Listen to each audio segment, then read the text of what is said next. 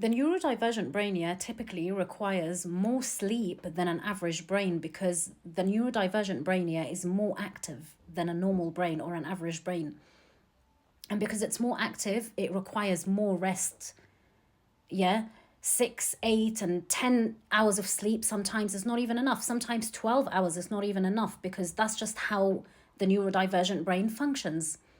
And when really young children, yeah, are being pressured into these routines that they didn't even sign up for at their early ages, and no matter how early they go to bed, yeah, the night before, it's still really early for a neurodivergent child to wake up at 7 and 8 a.m. in the morning to get ready to go to school. It's just too overstimulating. And from the time they wake up, yeah, in the morning, they don't even get enough hours to even recharge and get in the mood and prepare themselves mentally for school before they have to be in a classroom full of other autistic children, right?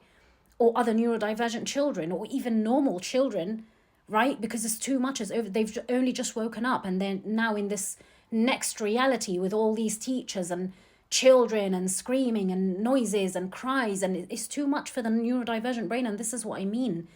And this is what people don't want to understand and see it for what it is. And then they wonder why their child is disabled.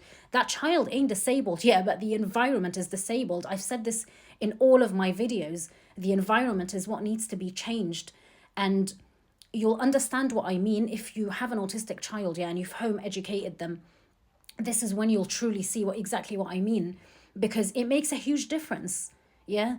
Children are not ready to be, even a normal child, to be fair, let alone a neurodivergent child, they're not ready when they're still 3, 4, and 5 years of age to be in that environment and to be waking up early and to be going to school. Like even us adults, yeah, the ones who work, it's overstimulating for an adult to be in work in the morning. You know, this is why adults need coffees and cigarettes, and they need so much like things to do in order for them to get regulated again and ready to start the day.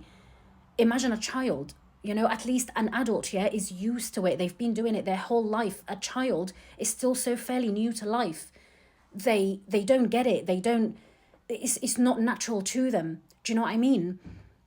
And because they're still so fresh to this life, it's too much for them. So when a child, yeah, shuts down and resists and resents all this shit that you're trying to force on them, it causes them to be the way they are. And they're not disabled. They're perfectly abled. They're perfectly normal. This is the true human nature. And schools, yeah, do go against true human nature. And this is exactly why an autistic child is trying to teach you those valuable lessons in life. Yeah? Slow and steady wins the race. Point blank, period. Slow and steady wins the race. Not the ones who are rushing, because schools, yeah, teaches you to rush. Because schools have deadlines, yeah, that must be met, that are expected for a child. And this is why they age everything. Age 4, age 5, age 6. Yeah, 1 year, 2 year, 3.